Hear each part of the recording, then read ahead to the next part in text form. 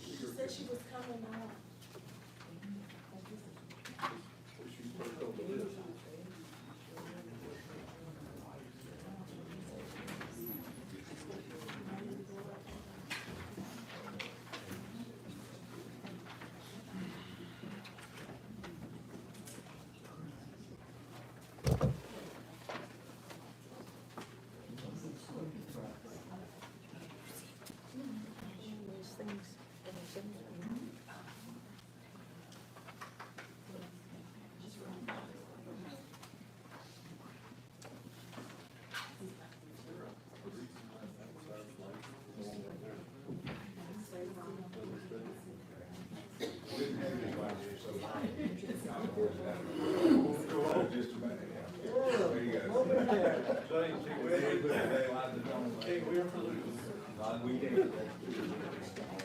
Every day is a different situation. Opportunity. Sorry about it.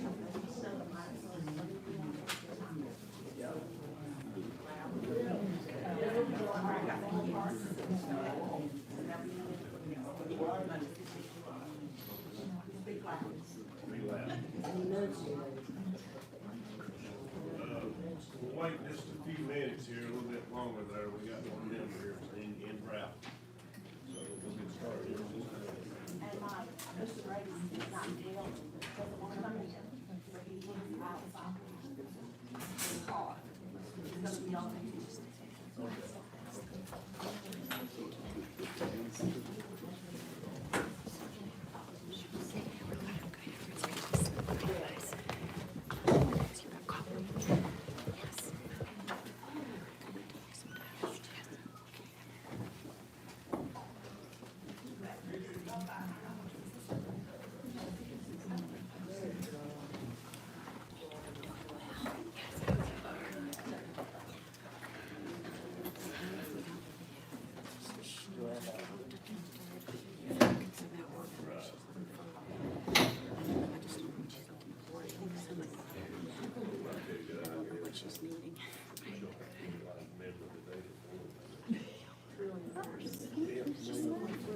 Thank you so much.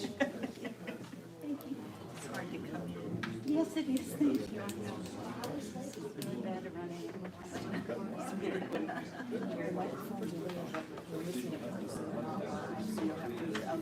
Okay. Okay. Oh, so they're waiting for someone too. Last person to get here. Okay.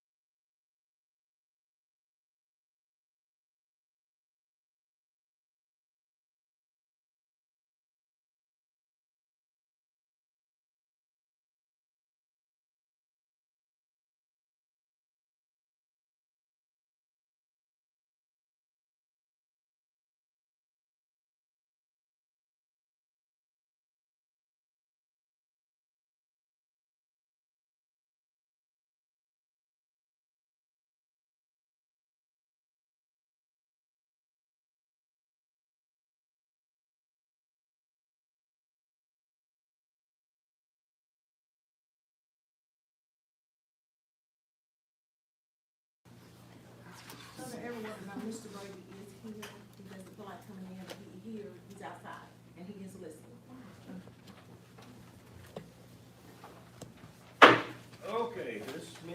Call to order, everybody would rise and we'll pledge allegiance To the flag of the United States of America and to the republic for which it stands, one nation, under God, indivisible, with liberty and justice for all.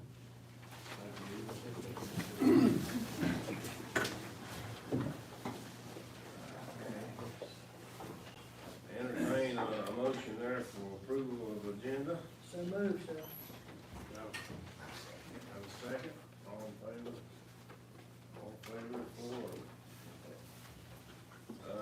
First thing on the list, got the Allegheny County Library, gonna speak, Joan. Yes, Debbie, you want to come up? Sure. How are you all? Hey. Good morning. Yeah, pretty well. Might just go here for me. Oh, you- You all know Debbie, so I'm Joan with Northwest New Flowers. Good to see you all. Good to see you, ma'am. Thank you very, very much. And we won't take much of your time. We know you have a very busy day. We want to just appreciate, thank you for all of your support for the library. You know what a good library we have and what good staff. And our request in the budget is just to try to maintain that, to provide good services for the people in Allegheny County. And as we all know, all of us know, when we go to the gas pump or get groceries, it costs more now. So all we're asking for is some increase to help keep up to pay bills and pay staff.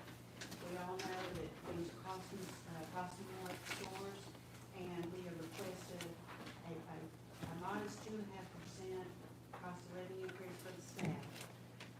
So they can pay their bills, and also, we have an opening right now, we want to be able to attract good people to come into the library, and they need to be able to pay their bills. So that is one of the things, of course, that increases FICA and retirement and the other personnel line. The only other line we're asking for the increase is for the insurance. And we all know what's happened with insurance going up. We right now have insurance through the living municipalities. That's a very good firm. Some of you may or have outfit, may have worked with them before. And they work with us, and we all know how important insurance is for all of us. So that's the other increase, and they estimated a 7.5% increase for insurance for the Allegheny Library staff. So those are the requests right there, from increasing town of Sparta and certainly from Allegheny County. Any other questions? We do appreciate all your services and Debbie and her staff's hard work. Thank you so much, and we appreciate your support. So thank you very, very much. If you ever have any questions, please let us know. If you have comments or suggestions, we'd love to talk to you.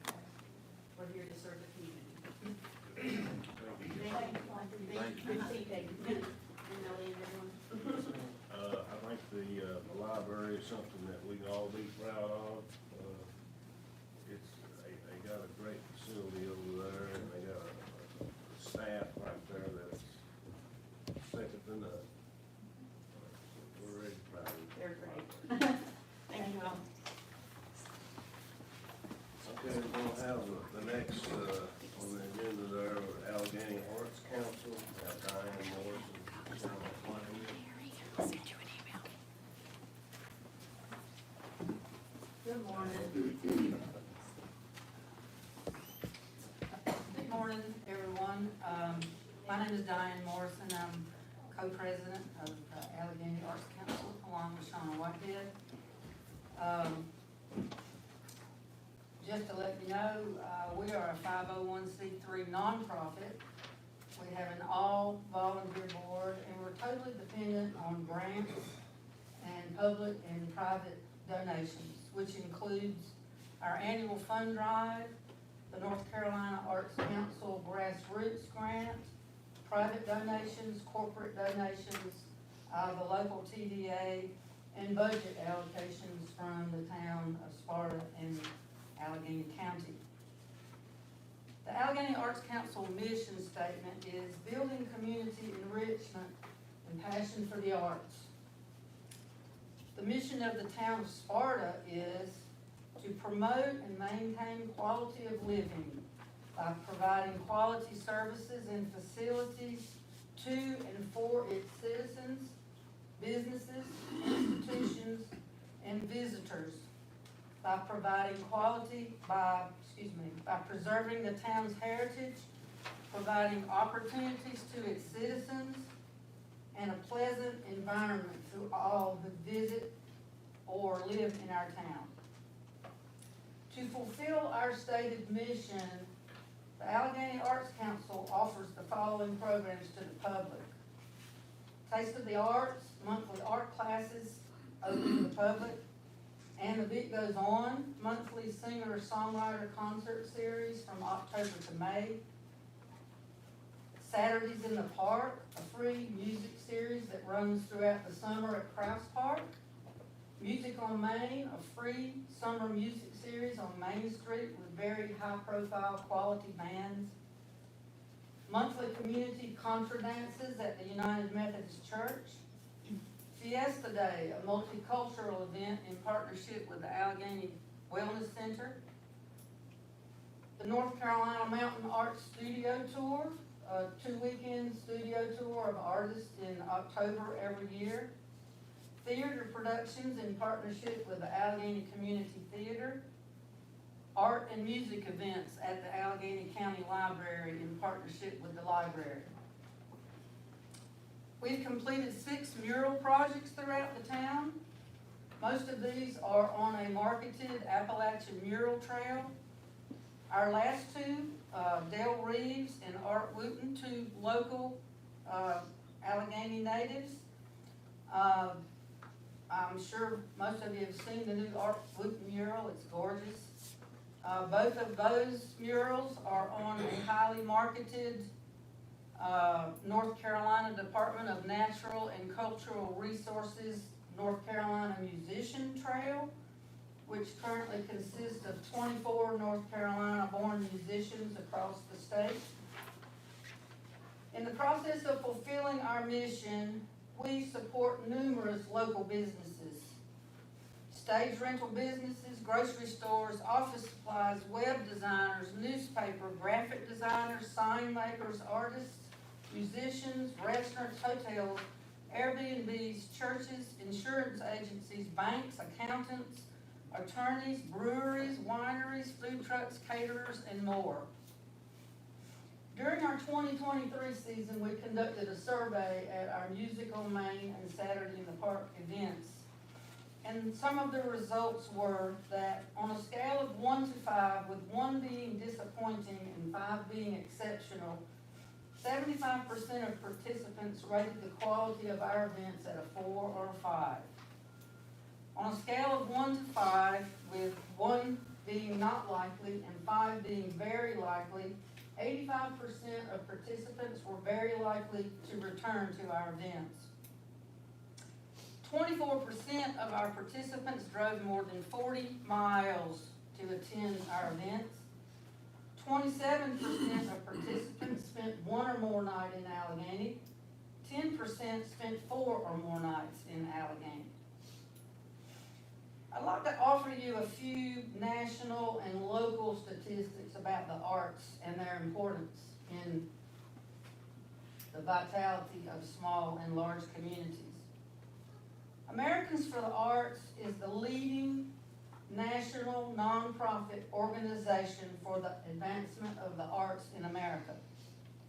It was founded in 1960 to promote the arts and arts education in the United States. Americans for the Arts conducted an arts and economic prosperity every year for the past 25 years. I've got a little pamphlet here from that. I sent this pamphlet, this information to the town council and the county commissioners back in November. I know we've got 2 new commissioners, but and I don't know if anybody ever read it, but I sent it out. There's a whole big study on the internet. This is just a little small snippet and takeaways from it. And we have one There- there for beyond here. Okay.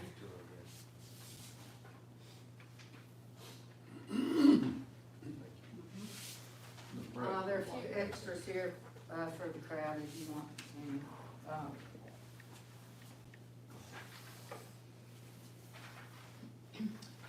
Like I said, the arts, the Americans for the Arts has done this art and economic prosperity study every year, every 5 years for the last 25 years.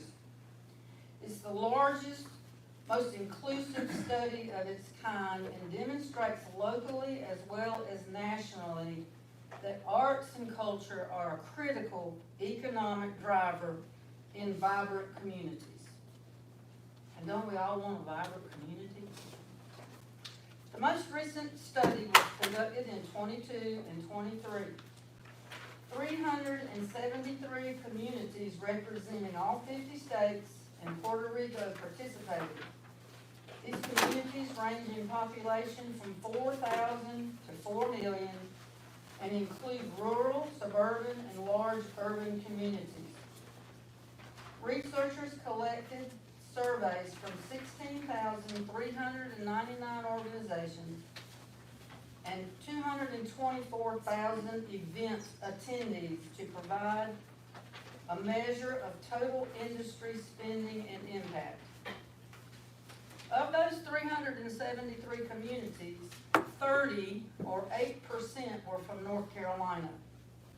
The North Carolina counties represented ranged in population from Little Terrell County on the coast of North Carolina with a little under 4,000 population, all the way up to Wake and Mecklenburg County with populations of over 1 million.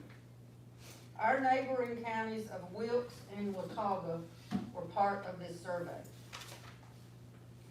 The top takeaways from this survey are this. Nationally, the arts and culture sector generated $151.7 billion of economic activity in 2022. Takeaway 2, nonprofit arts and culture organizations are businesses. They employ people locally, purchase supplies and services from nearby businesses. They engage in the marketing and promotion of their cities, towns, and regions. Takeaway 3, arts and culture drives commerce to local businesses. When people attend a cultural event, often they make an outing of it, shopping at local stores, dining at local restaurants, having a drink or dessert after the show, and then returning home to pay for child care or pet care. Takeaway 4, art and culture strengthens the visitor economy. 1/3 of event attendees travel from outside the county in which the event takes place. They spend an average of $60.57, twice that of their local counterparts who spend an average of $27.77. Takeaway 5. A vibrant arts and culture community keeps residents spending locally. When local event attendees were asked what they would have done if the event where they were surveyed had not been available, 51% said they would have traveled to a different community to attend a similar event or activity. Takeaway 6, pride in community. 89% of attendees agreed that the activity or venue they were attending was a source of neighborhood pride for their community. 86% said they would feel a sense of loss if the activity or venue was no longer available. Takeaway 7, art and culture builds more livable communities. 86% of Americans say that the arts and culture are important to their community's quality of life and livability. 79% of the American public believe that the arts are important to their community's business, economy, and local jobs. Takeaway 8, improving personal well-being. 78% of the population say that the arts are a positive experience in a troubled world. 69% of the population believe that the arts lift them up beyond everyday experiences. Takeaway 9, building empathy and understanding. 72% of Americans believe that the arts provide shared experiences with people of different races, ethnicities, ages, beliefs, and identities. And 73% agree that the arts help them understand culture better. Takeaway 10, post-COVID audiences have spent more and traveled less. And last, takeaway 11, the arts spark creativity and innovation. Creativity is among the top 5 applied skills sought after by business leaders. What are the arts and economic prosperity numbers for North Carolina? Those were national. North Carolina's nonprofit art and culture industry generated $2.23 billion in economic activity in 2022. That includes $1.05 billion spent by nonprofit arts and cultural organizations, $1.18 billion event-related spending by event audiences, $439 million local, state, and federal government revenue, 38,000 full-time jobs. That's what was created in North Carolina by the arts and culture section. Conclusion, the Arts and Economic Prosperity Survey delivers a clear message that when communities invest in the arts and culture, they are not doing so at the expense of the community and economic development. Rather, they are investing in an industry that stimulates the economy, supports local jobs, and contributes to building healthy, vibrant, and livable communities. We only have to stroll the streets of downtown Sparta, visit the shops, talk to the visitors, read the news, be on social media, check out the events on the chamber events, check out the events on the high country news events to see that together we are developing a very vibrant arts and cultural community in Allegheny County. Allegheny County is small but mighty. We are at the heart of the Blue Ridge. We are a wonderful and friendly county. What other county in North Carolina can boast the Blue Ridge Parkway, the New River, Stone Mountain, the Mountains to Sea Trail, the Blue Ridge Craft Trail, the Blue Ridge Music Trail, great local restaurants, wineries, a top-notch wellness center, and a great public library? Like it or not, our secret is out. And we are attracting more and more visitors and new residents every year to this beautiful county. More visitors to the county equals more business and increased sales for all local merchants, which equals an increase in sales tax. Since sales tax is the town's greatest source of revenue, and since according to the town's most recent budget, there has been a growth in sales tax over the last 4 years, why shouldn't the businesses and organizations that help produce the main source of this town's revenue be fully supported by the council and on some level share in those profits? The grassroots money that the Allegheny Arts Council receives from the North Carolina Arts Council is based on our county population, which grows very slowly. Therefore, our grassroots grant grows very slowly.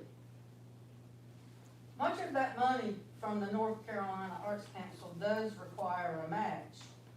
But that is not to say that the total match must come from the town and county government.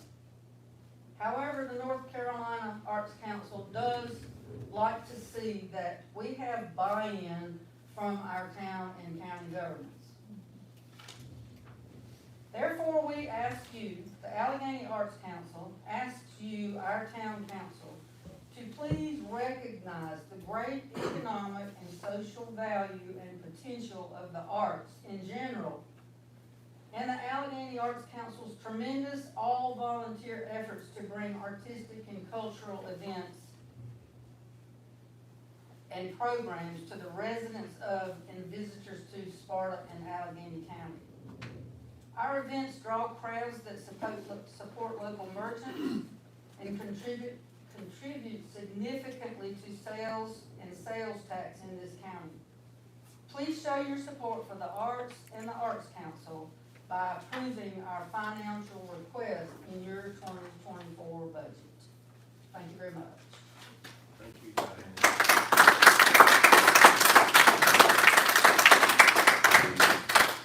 Diane, I got a quick question. What is the grassroots, what was that this year? What did y'all receive?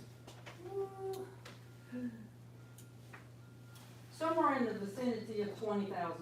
And did the I county- think a little bit less, did- more, but I don't know the exact numbers. Is the county gonna help any? I don't know, I don't think we've heard from the county Okay. yet. Thank you. Yeah. Diane, I appreciate the presentation right there. I know that the Arts Council is a vital part of the community.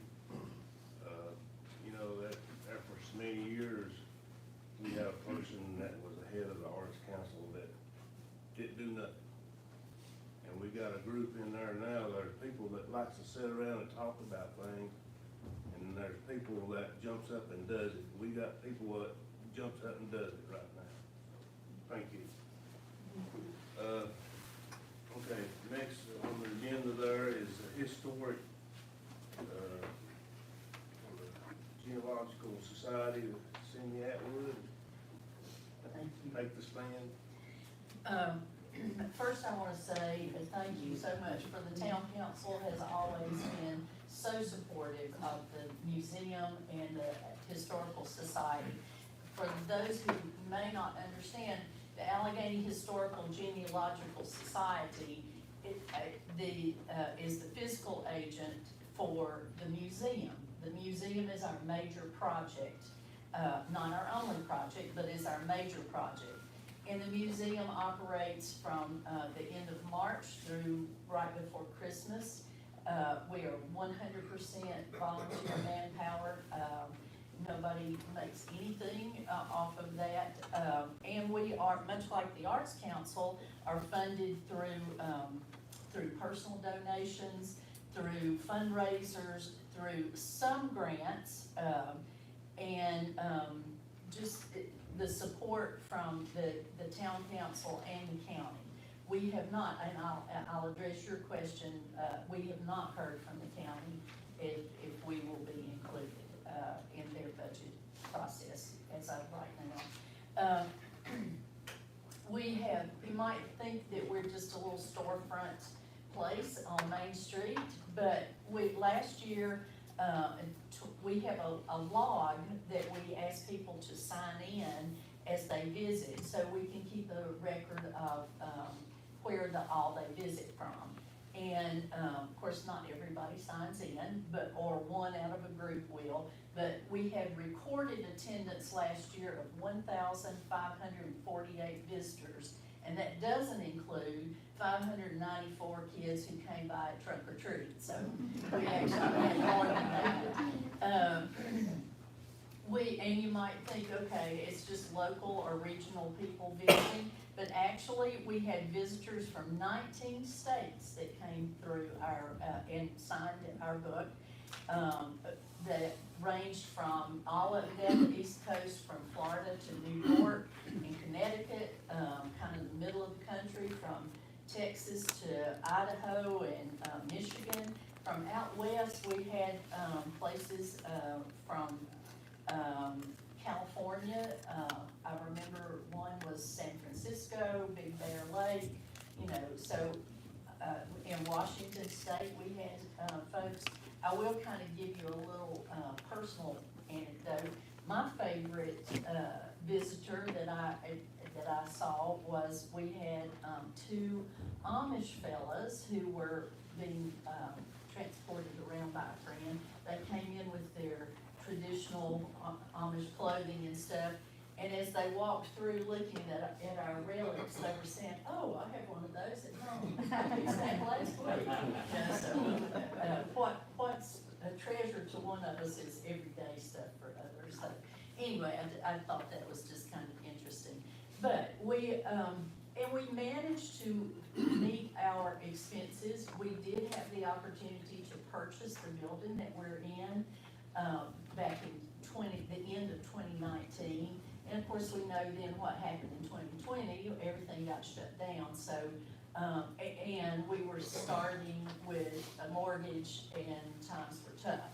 We have managed to continue to pay our mortgage and, continue to pay our expenses through our fundraising efforts and donations.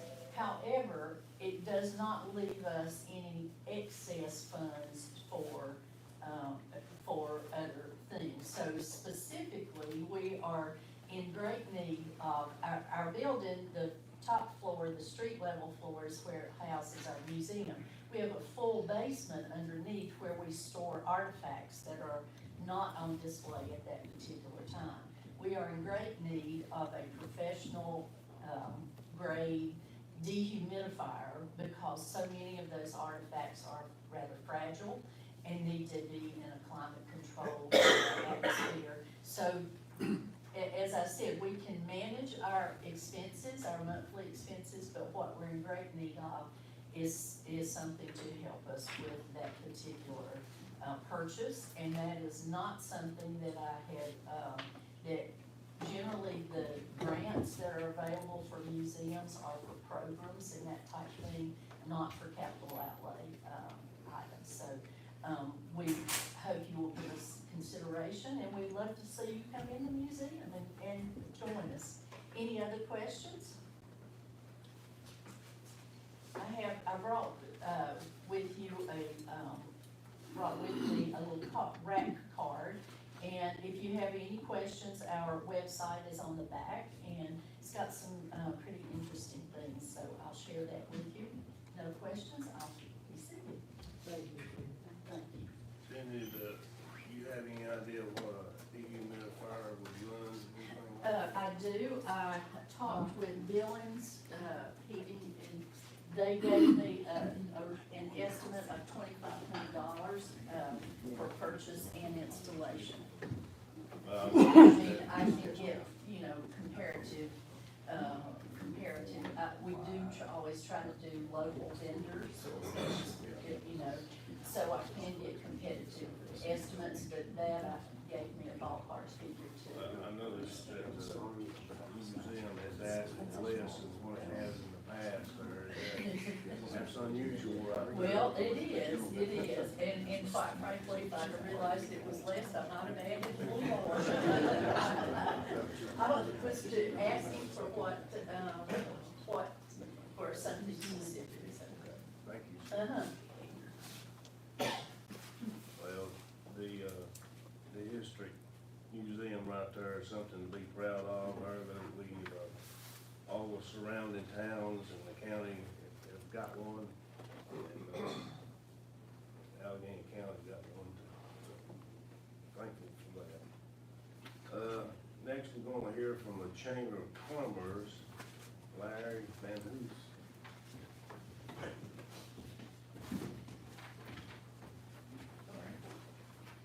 I was gonna let the ladies go first. So, those of you who don't know, I'm Larry Van Hoos. I'm the new Executive Director of Allegheny County Chamber of Commerce. And I brought with me today one of our board members and Vice Chair, Mindy Hall, of our board. So we just had gone through, we sat down and talked a little bit about what we'd like to present to you. I got a call last week saying that y'all had asked that the various appropriations requests organizations come and make a presentation, and that's fair. We believe in that. And if somebody were asking me for money, I also would ask them why. You know, so we put together a little presentation, and hopefully that'll help you understand who we are and what we're about. Speaking of who we are, I recently ran I think it was an 8-week article in the newspaper, and it was called Did You Know? It was a Did You Know series. Because I kept running into people as I met different individuals in the county that I didn't know. I know quite a few people from here already because I was a resident here. But a lot of people didn't understand what the chamber does. And interestingly enough, the Chamber of Commerce here at Allegheny is different than a lot of chambers other places. And the reason is because we also represent what was formerly the SRC, the Sparta Revitalization Committee. And I'm gonna call it the SRC from now on because I defy you to say that 3 times really fast. But the SRC, its function, I've written it down here so I didn't forget, was the town parades, the Christmas and 4th of July, events like the trunk or treat.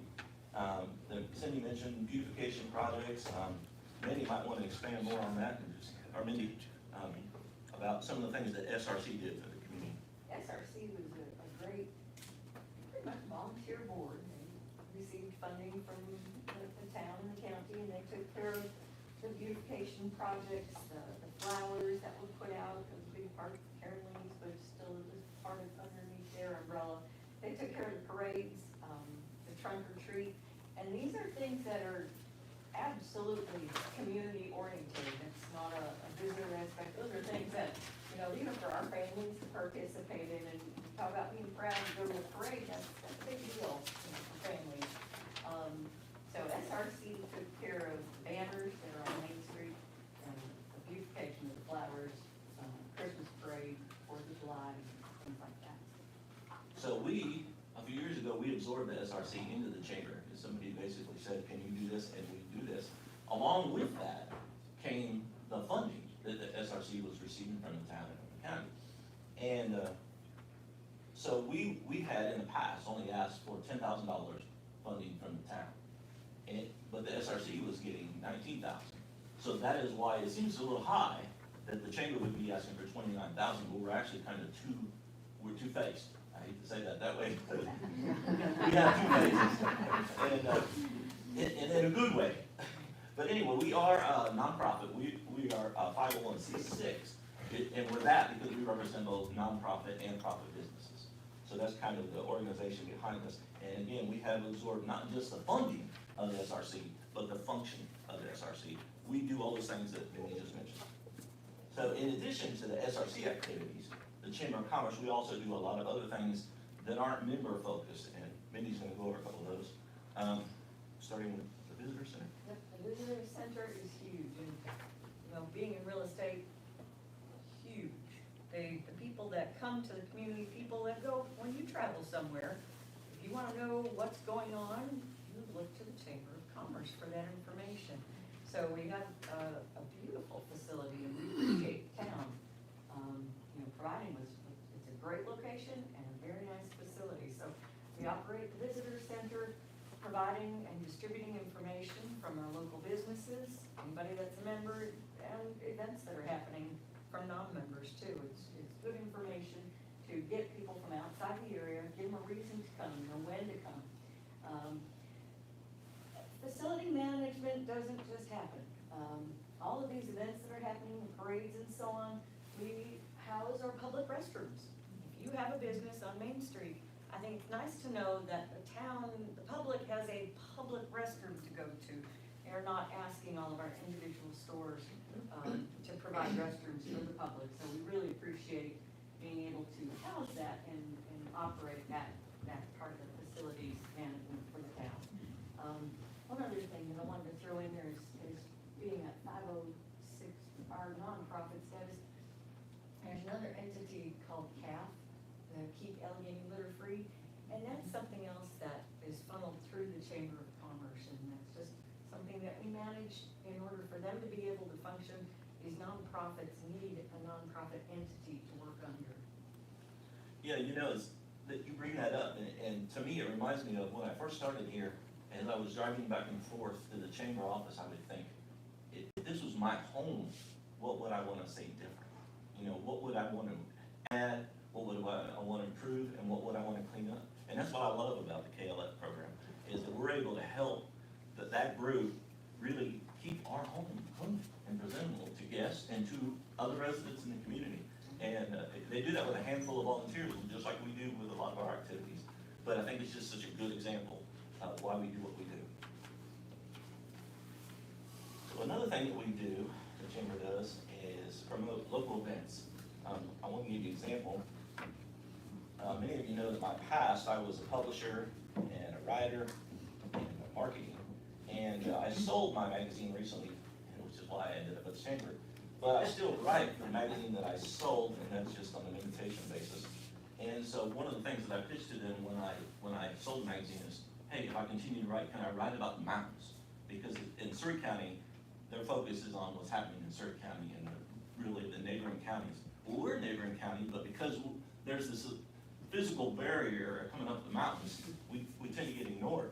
But it's a tremendous place for us to advertise. Well, how about free advertising? I wrote this particular article about the upcoming festival for this weekend, the Fried Apple Pie Festival, and we have a 2-page spread on the article, and it didn't cost us a penny. You know, it just took a little bit of my time. Actually, while I was at a conference, I wrote that article. And that's the kind of thing that we want to do. We don't want to be frivolous with the funds that you provide, or the county provides, or even the TDA. I mean, we understand we have a small budget for a chamber. You know, a lot of people think that we're like hundreds of thousands of dollar budget or even millions, but we really operate for less than $200,000. And we've been able to do that over the years because of funding from the county and from the town. So again, you know, we were on the radio with William Bottomley, and he promoted the Fried Apple Pie Festival. Next month we'll be on the radio, which is again free, with Deb Clemens, and she'll promote Blue Ridge Fighter Fest. We're going to have Music on Main information on there, the Fiddlers Convention. We're going to help support the sailboat race. The sailboat race is going to be here for the first time. We help support the lawnmower racing that just occurred, the other fire department events. And we promote not just the tourists, people from out of town. I mean, somebody mentioned that a third of the guests at some of our events is from out of town. Are from here. It's people who live locally. And we're important. People who live here are important. And what the chamber does is for the people here. And we certainly want other people to come and spend their money and then leave, right?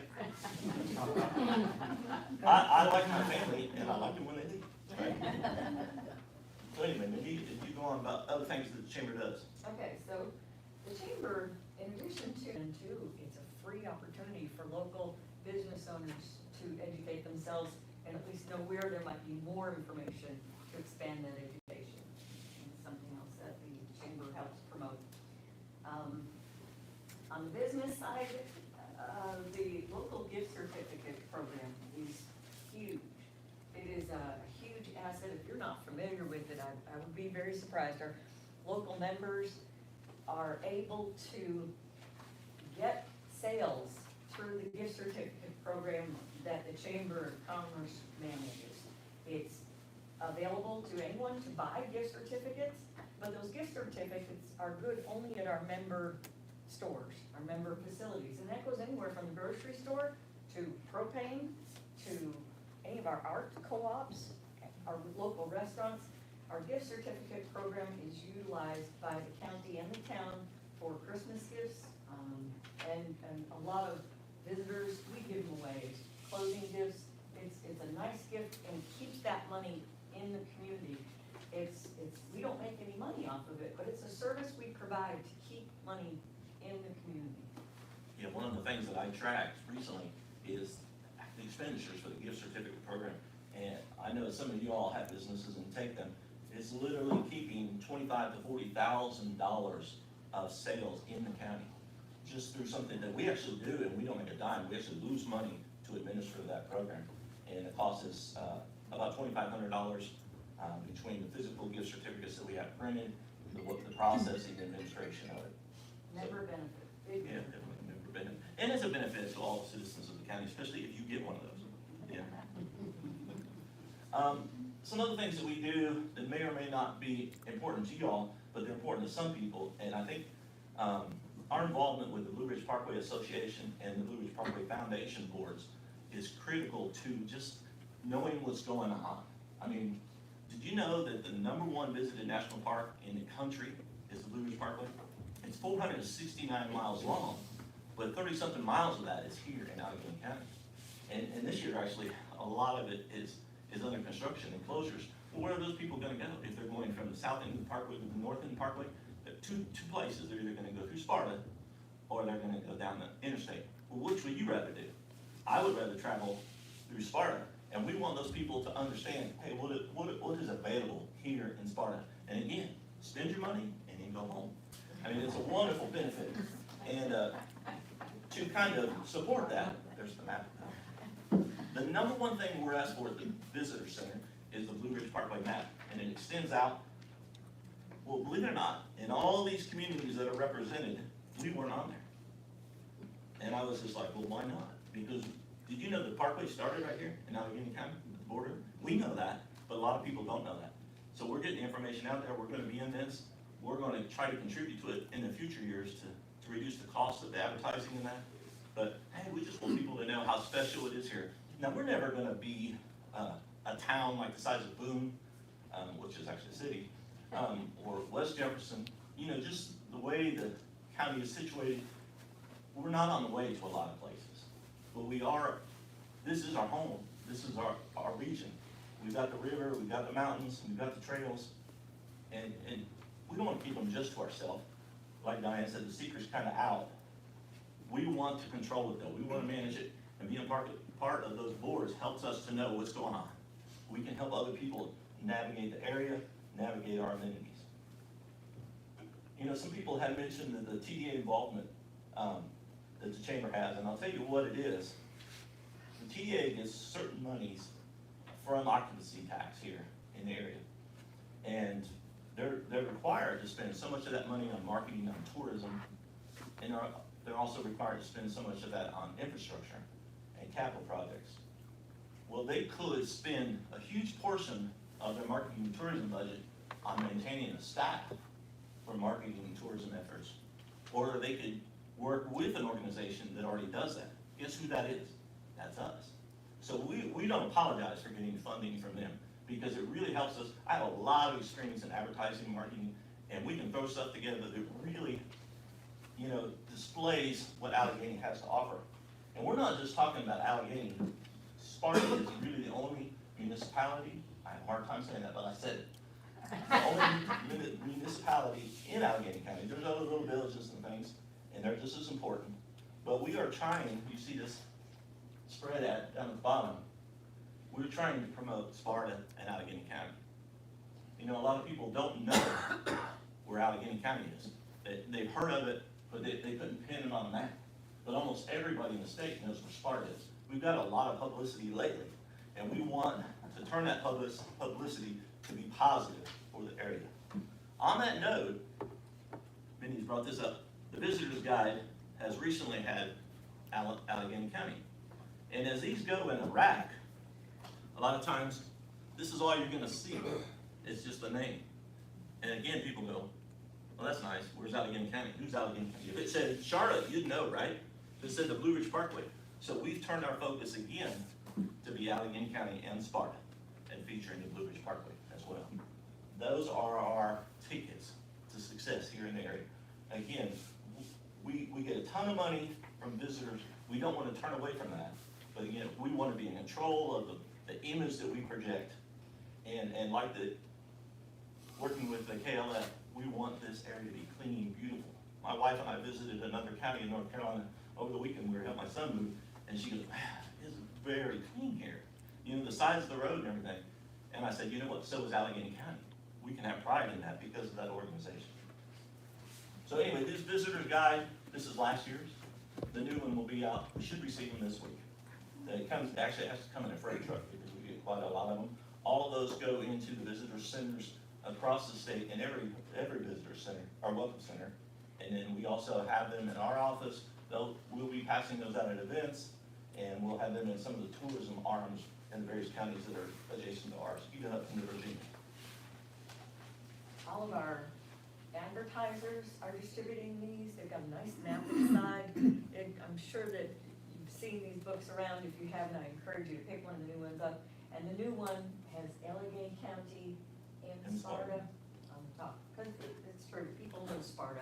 Everybody knows where Allegheny County is, but by name they know Sparta. And they remember Sparta. A lot of our people that come to buy real estate, they come back to Sparta. They remember attending different events, Blue Ridge Parkway camping up at Denton Park, the Bluffs Restaurant, canoeing on the New River camping, things like that. So the book helps get them where they want to be in case their cell phones. Yeah, there's a copy of that on our internet site as well, at AlleghenyCountyChamber.com, and we literally get thousands of visitors to that every year. So even people that don't have physical copies are seeing the digital copies. You know, some of the other things we do, we publish a community events calendar that Diane made reference of.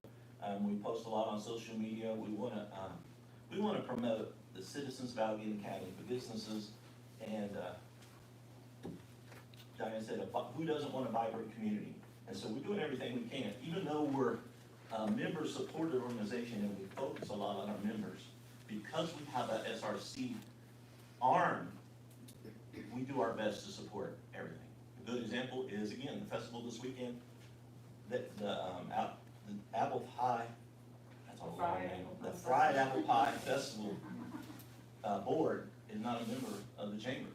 And yet I wrote an article about them, and we published it, and we advertised all over the place about it. So I just want to make sure you understand that we're about Allegheny County, and we're about Sparta and the people. Speaking of festivals. The Mountain Heritage Festival is now in our 29th year. We missed 2 years, one because of the hurricane, one because of COVID, but 29 years, that's a pretty strong running. We get a lot of people, a lot of vendors, as well as buyers. They come for that one day, rain or shine.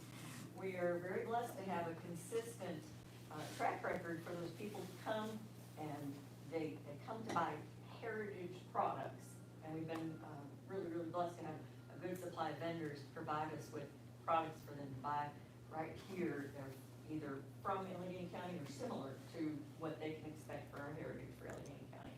That festival alone brings over 5,000 to 6,000 people for the day to the county. They shop on Main Street, they eat at the restaurants. All of these things are just bringing people here to spend their tax dollars, spend their dollars, so we get the benefit of their tax money. So for one day, the population of Sparta triples, right? All right, now, it wouldn't be fair to talk about the chamber if we didn't mention that we are also supported by our members. We have over 300 members. When you think about that, that means that we have somewhere in the neighborhood of 300 small businesses that trust us to do their marketing and their advertising, or at least to assist with that. Again, we work with force development. We help people get connected with jobs that are available and things like that. We do open houses, ribbon cuttings. We advocate with government and retail merchants association for those small businesses. And in truth, we do tourist and visitor promotions, all because how important it is to fund the people of Allegheny County and Sparta. So, like I said, we have a small budget. We have 2.5, I don't know, Beth will like being referred to as half a person, but we have a staff of 2.5 people. And she's gonna see this on the recording too, probably. But it's an awesome staff, but we're not trying to get rich doing this. Actually, when I sold the magazine, I didn't necessarily have to go back to work. I just was kind of open to the things that came about. And interestingly, Allegheny County was one of the advertisers in my magazine. And so when Lisa told me that she was moving on to the Parkway Association, I said, well, who's going to do the chamber there? And I expressed some interest and went through the interview process. But honestly, I interviewed for this position decades ago when I first moved to the area for the sole reason that I have family here. My mother's family is from North Carolina, and I love it here, and I just wanted to help in any way that I could. And so for our small staff and our small budget, I think we do a lot, but we can't do all of these things without the funding that we get from the county, the TA, and the town, and we don't apologize for that. We feel like what we're doing is valuable. I don't think, there's a lot of people out there that don't think we do a good job. I don't think we should be penalized because we accepted the merger of the SRC into our organization. So instead of asking for $10,000, we've submitted a request for $29,000. But that's because we're doing a lot more than we used to. And so we make that pitch, and we don't apologize for it. And then finally, and I hesitated to share this with you, you're gonna see it in the newspaper in a few days, but a resident of the town and a businessman came and he asked me, I've heard that the town and the county are considering budget cuts to the chamber, and what are you doing about it? And I said, well, we just do what they ask, and we try to make sure that everybody knows what we're doing. I believe in transparency, both personally and professionally. So I pointed him to our recent advertising series that we did in the paper and shared that information with him. And then he asked me after we were all done, he said, looking through all this information, he said, why wouldn't those organizations fund the chamber? And I said, well, you'll have to ask them. And I don't know that he's done that, but he did send me a letter that he's written to the newspaper and submitted it to Bob here. And just with your permission, I'm gonna read it. It's really awesome to hear a resident and a businessman of the community offer up support for our organization. You just try your best and you hope you're making a difference. So let me read you that letter. I didn't write this. All I did was give him the statistics that any of you could get from us. And a lot of the things I just gave to you. Letter to the editor. At a recent budget planning meeting, some members of the town council expressed a desire to cut funding to the Sparta Chamber of Commerce. What does this mean for Sparta residents? Well, property taxes are likely to go up. Allow me to just a moment to explain. The town of Sparta fiscal year 2024-2025 budget message handed out at the Monday meeting states in its introduction, the town of Sparta has experienced substantial growth in sales tax over the past 4 years. Performance in this key area of revenue has positioned sales tax as the leading revenue source for the town for the third consecutive year. Sparta depends on, in order of significance, sales tax, property tax, and occupancy tax as three of its main sources of revenue. Limit the ability of the Chamber of Commerce to do business, and tourism will likely drop. When tourists go elsewhere, sales tax collection decreases, as does occupancy tax that is derived from hotel, VRBO, and Airbnb visitors. Since the cost of town services, police, fire, water, etc., will only go up, and these two major tax income sources will drop, then by default, property taxes must rise to cover Sparta town costs. The only other option available to meet this shortfall will be to cut town services, which will only hurt the safety and security of the town. In a series of Did You Know articles published by the local paper, the Chamber of Commerce listed many of the things they do for the town year-round. They operate the visitor center, publish information on local businesses and events, coordinate and promote town events like Allegheny After 5, ribbon cuttings for new businesses, host the 4th of July parade, trunk or treat, and the Christmas parade. In addition, the Chamber hosts the Mountain Heritage Festival and is marketing our town to the rest of the state through articles about Sparta in Our State Magazine, the Annual Visitor's Guide, and through TV, radio, and other media channels like Visit NC and PBS. The Chamber also publishes an online community events calendar where we can keep up with the great things happening in our town. If you believe in the importance of the Chamber of Commerce, let your town council know that you believe funding is also important, and indeed essential, if Sparta is to thrive. While none of us want the town to lose the charm it's always had, we all benefit from the tax dollars we get from our businesses, shops, restaurants, and lodging facilities. And nobody wins if property taxes continue to climb. So I think all together, that's a pretty good explanation of why we need funding. And again, we don't apologize for that.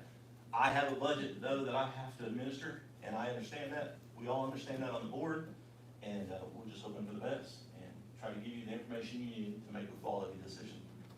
And we ask that you consider funding us once again this year.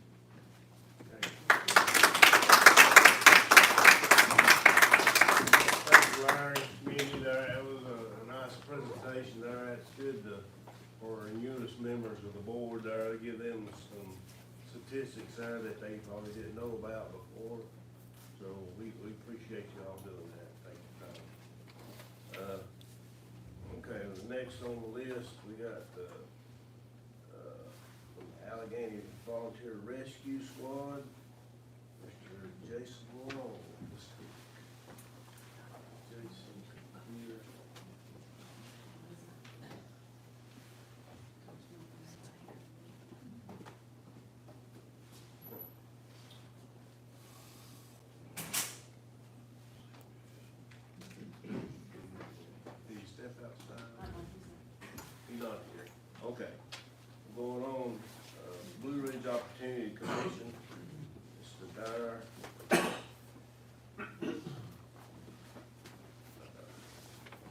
part of that organization. Agnes Joyce talked me into doing that about 22 years ago.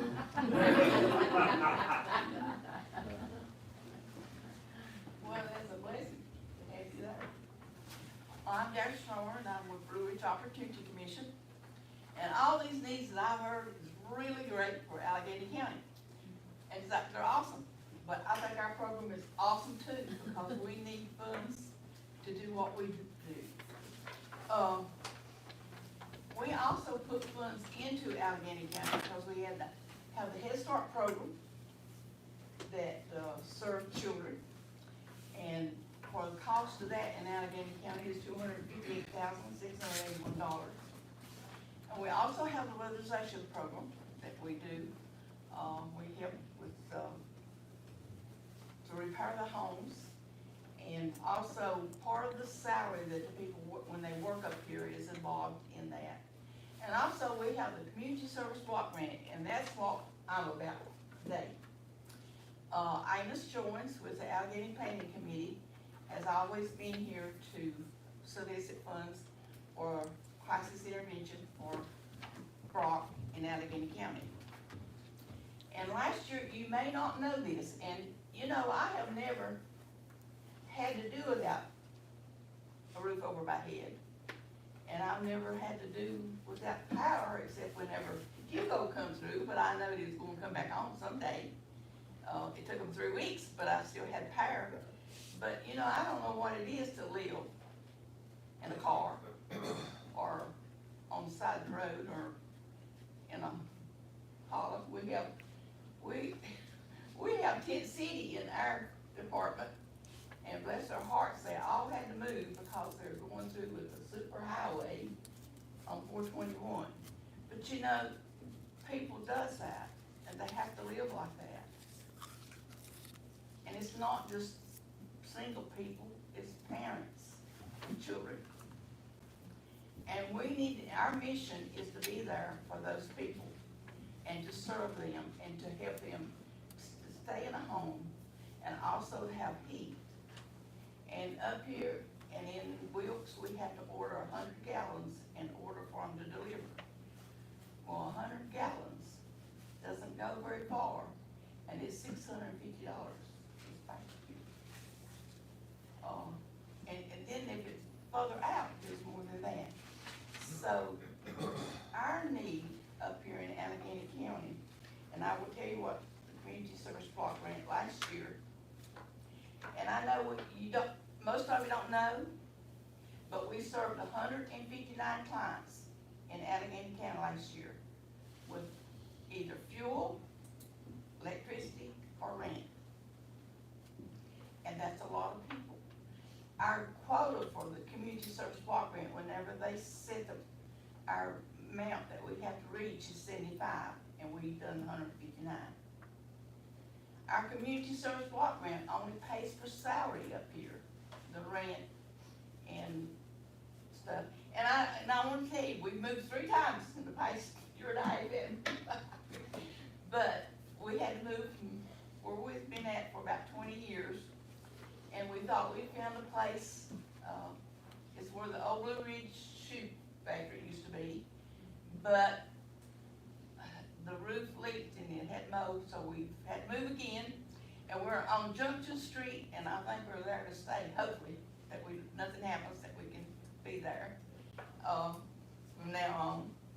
But anyhow, through Brimco, the Roundup money helps us with these 159 people, and that they've done 4,625, and community funds was 2,093. And Allegheny Planning Committee, their support from the county and the town was 5,220, and then we had CSBG carryover, and this is the first time we've ever had any carryover, and it was for 7,500. And see, they appropriate what goes in Allegheny, what goes in Ashe, and what goes in Wilkes, because we're a 3 county, the community service block is. And I'm from Wilkes, but we have an office in Ashe County and in Allegheny. In and that was for $7,500 for electricity, fuel, and rent. And we also served 16 clients that was less than $100. Maybe they just needed it, like with Roundup, if they don't have enough to make that amount, $100, see, Brock finishes it. Roundup is really good, Brimco is really good in Allegheny County. I wish Duke Pear had something like that in Wilkes, but they do not. But it really helps the clients, and then we finish out their payment for them. And we also have a family self-sufficiency program, and we have one to graduate, and they can be in that program for as long as it takes them, that they can reach being out of poverty for at least 3 months before they can ever be discharged. And we help them with rent, we help them with fuel, and if they need supplies for school, we furnish that. And we do pay for the community service block grant, pays for, like if they're tuition, if they need that. So we have a lot of services going on in Allegheny County. And, you know, we're there for the people, and that's our mission. It's always been the mission in Ash and Wilkes and Allegheny. And we have been here since 1966, and that's a long time. But that's what our mission is, and that's what we do, and we're there for the people. And you know, I will say this, sometimes people will say, well, you know, they abuse the system. Well, you know, people abuse the system from the beginning of time, they will to the end of time. But when you do something that you feel is right in your heart, and that's what I tell staff, then that's what they need to do. Whether they have abused the system or not, that's up to them. But we need to do our part, what we think we need to do, whether it's rent, utilities, or fuel. And people starts calling for fuel in October up here, because it gets colder up here than it does in Wilson. So we have to locally raise and apply for grants to serve anybody that we serve. So just remember, it may be your neighbor we help, maybe a friend you help, but we're there for them. And I appreciate the time, and I appreciate anything that you've done throughout the years for Allegheny County Committee, and we're requesting money, for services in place of Allegheny County Committees. And we have another committee, we're meeting next Tuesday. It's gonna be called Allegheny Community Action. I forgot. But anyhow, we have another committee, and we're going to, plan some fundraisers. I think we're gonna, want to know somebody that does chicken you up, y'all may know who I'm talking about, chicken fuse up here in Allegheny. And we're gonna talk to him, and then we're gonna do a music show. So we're planning, and we have great things in Allegheny. And just remember, we're on every Junction Street. The last time I come up here, well, see, I've only been, at that time, I'd only been one time, and I got turned around and I went the other way, and I thought, well, it's right here on this street somewhere. But anyhow, when I finally turned around and come back, it was right straight across the street. But I thank you for your time, and whatever amount that you can help assist with is good, we appreciate it. And it will go for clients only, that's all it will go for. And thank you so much.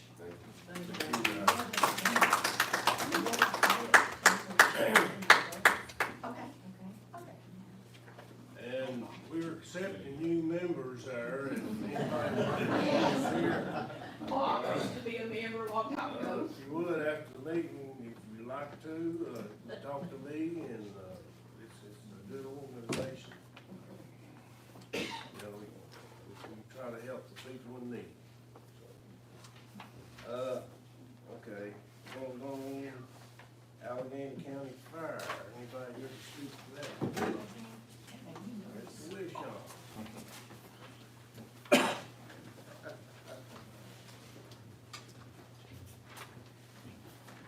Before I start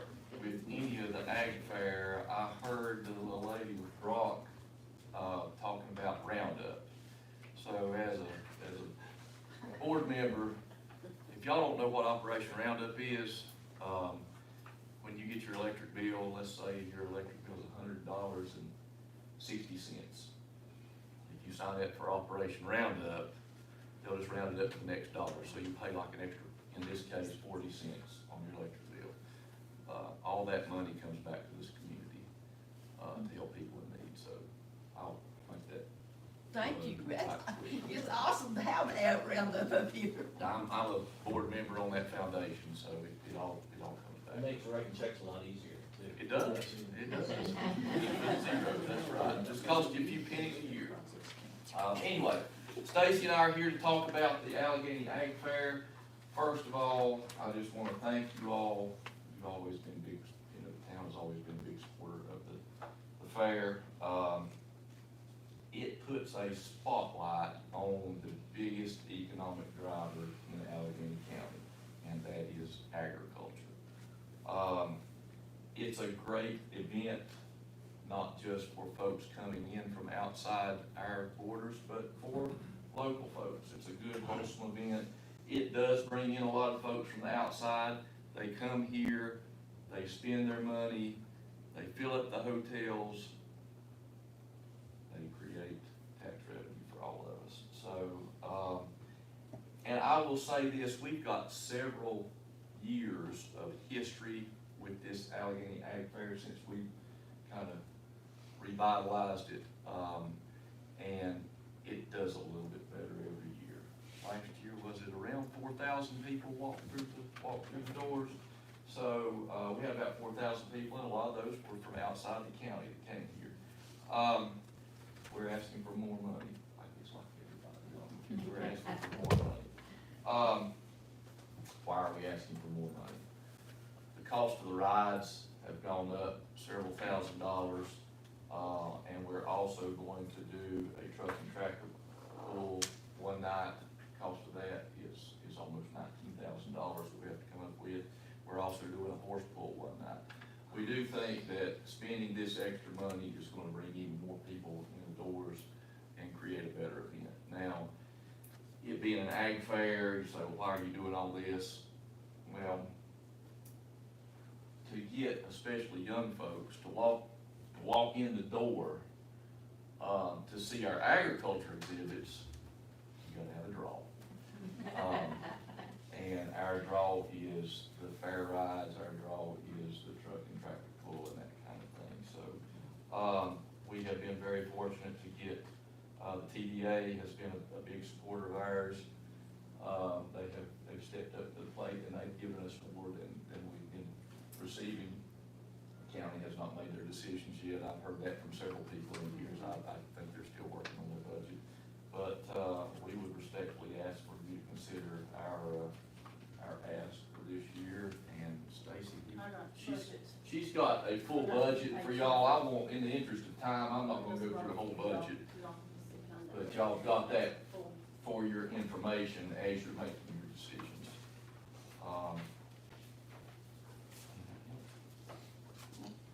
Be glad to answer any questions that you may have, and if we can't answer them, we will get the answer for you. What are the dates this year? September the 24th through the 27th. We did do it later this year, so. We have had it. We have the livestock shows as well. Yeah, we do have a livestock show as well, so it's, it's a good thing for Allegheny agriculture. It's a good thing for the citizens of the county. It's a good thing to get folks in here from outside the county.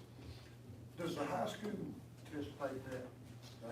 As far as actual participation, I mean, we have a livestock show, so some of the kids from the high school are actually showing animals and that kind of thing. We have gotten the FFA to help us just kind of with setup and breakdown and that kind of thing in the past, but as far as anything else, I mean, that would probably yeah. We have had them help us gate, take up money, Yep. especially Bay Club kids, it gives you hours. Yep.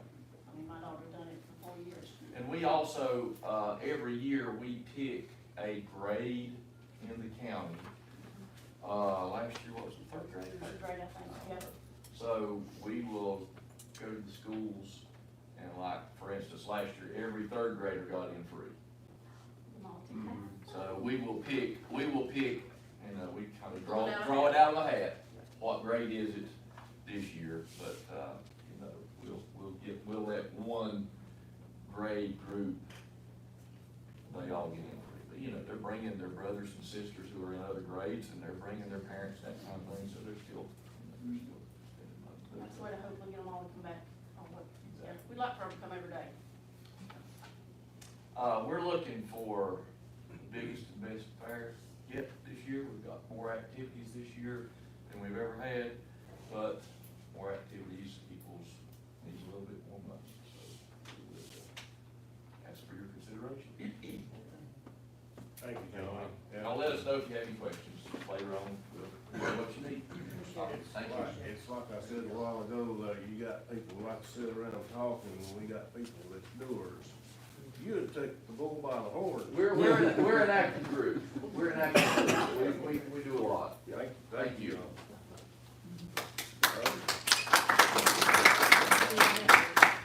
Okay, on the last list of people that want to talk is Allegheny Wellness Center. Mr. Steve Mason.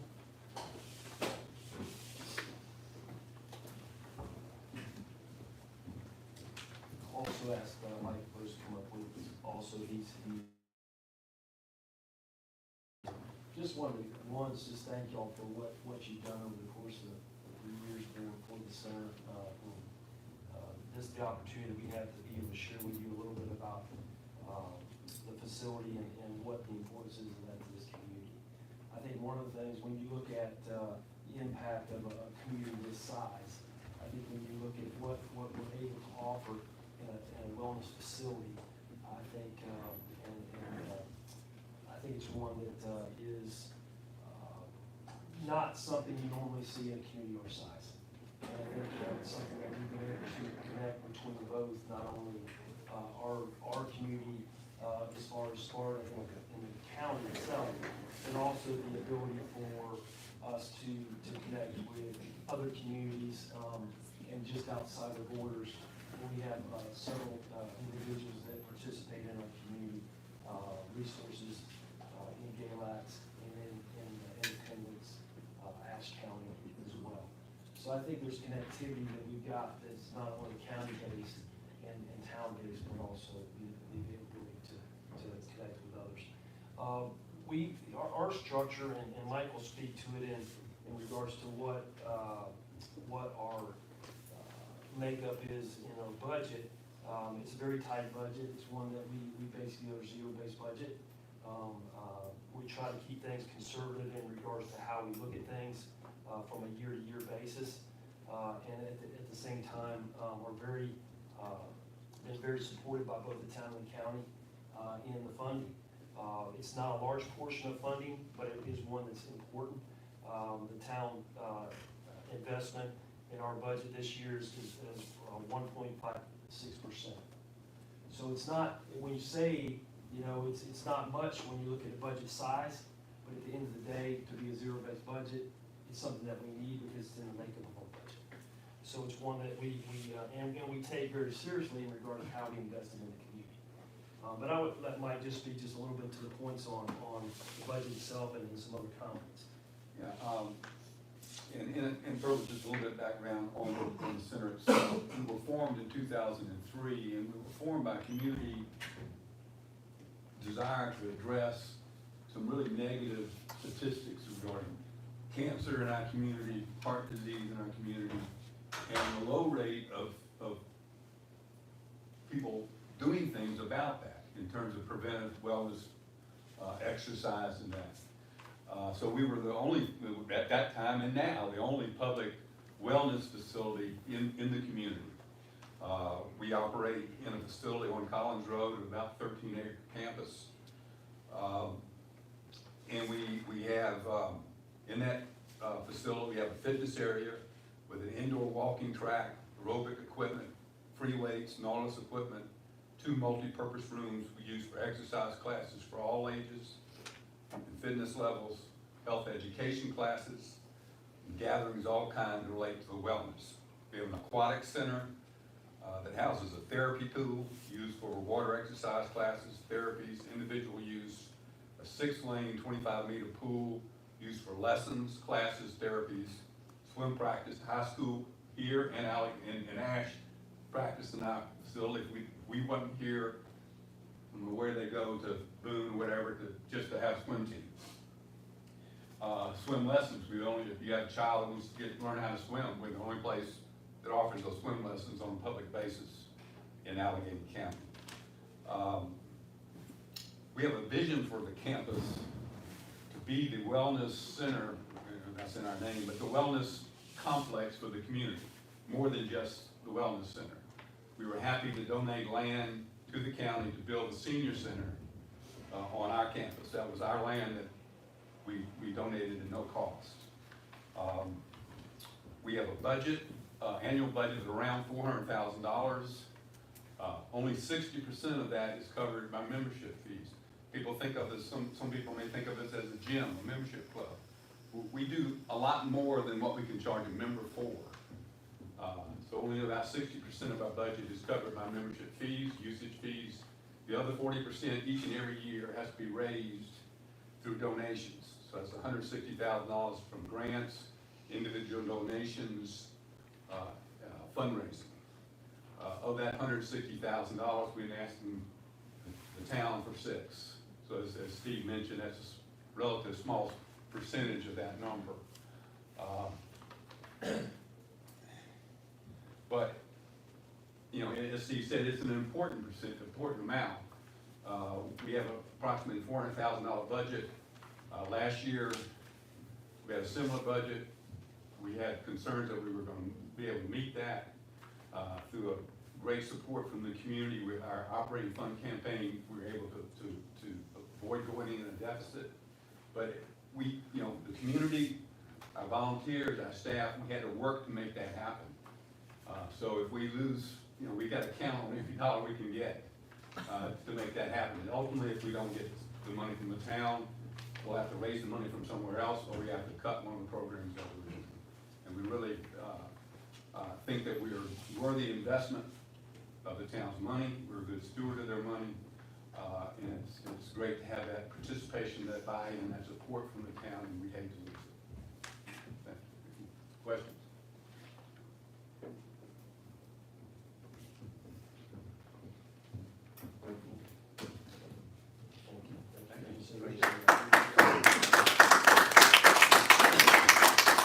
I would just switch gears just briefly and put on another hat. From sitting on the TDA board, and having listened to everyone speaking here today, it's very impacting in regards to, in a small community like we live in, it's very interesting to see the individuals that are in here today that are vying for funding. They're all ones that they're very impacting in regards to our community. And at the same time, they're ones that are connected with the TDA in regards to investment in our community.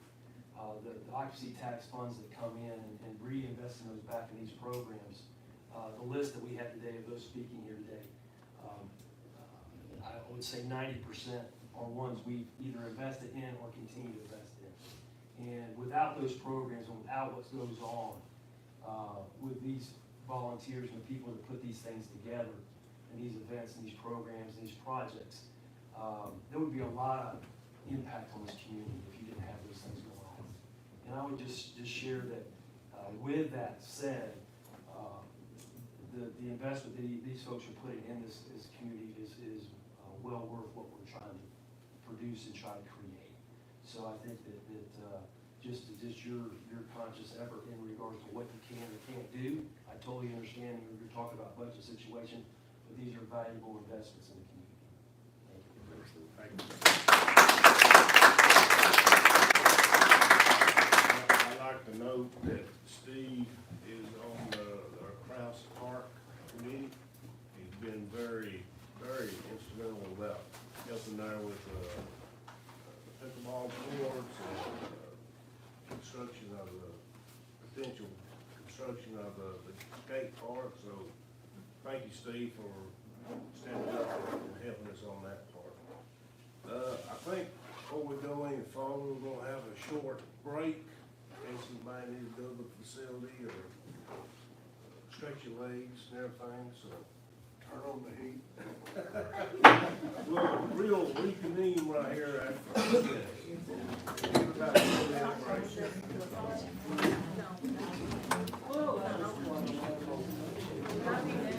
Hey,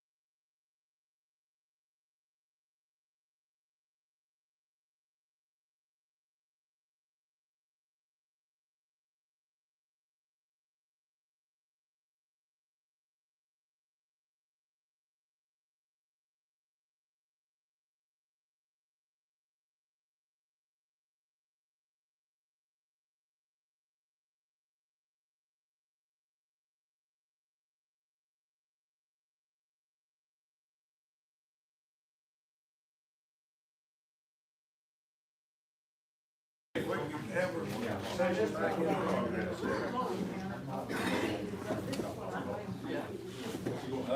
gonna call Mr. Daniel Roden, come up and speak here. I apparently wasn't on the agenda after being told that I was on the agenda, so that's. I'm on it now, here I am. So, I was originally asked to come to speak about the fireworks that we do every year. And if you don't know, one of the multitude of hats that I wear, I coordinate fireworks show every year on the 4th. And of course, like everything else, the cost of that has increased, over time. Now, Peggy has informed me that has been resolved. But I had one other issue I wanted to talk about in regards to fireworks. A few years ago, well, let me back up just a second. For years and years, the Sparta has paid for half of the show, the county has paid for the other half. 2 or 3 years ago, another organization, I can't remember who it was, asked to kick in a couple $1,000 more to increase our show, and we did that. So last year, what ended up happening, that other organization didn't contribute, and our fireworks vendor actually was in the process of selling his business. The incoming owners of that business failed to send us a contract, and it kind of slipped through the cracks.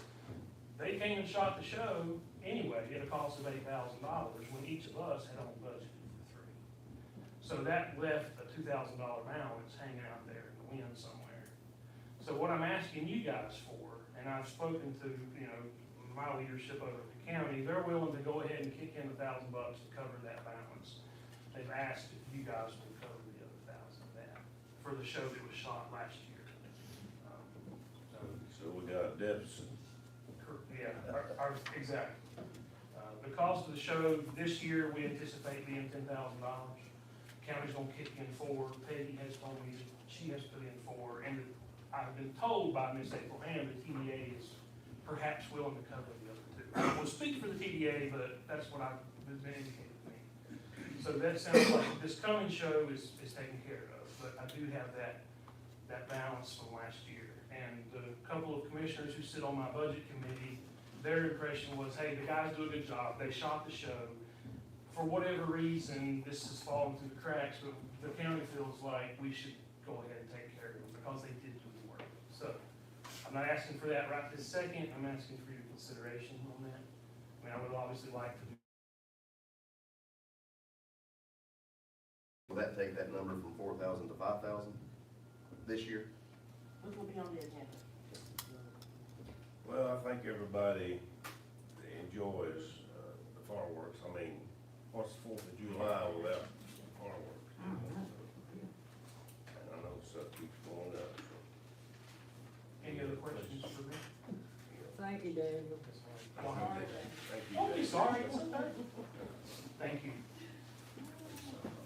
Okay, right now, the council is gonna do budget discussion.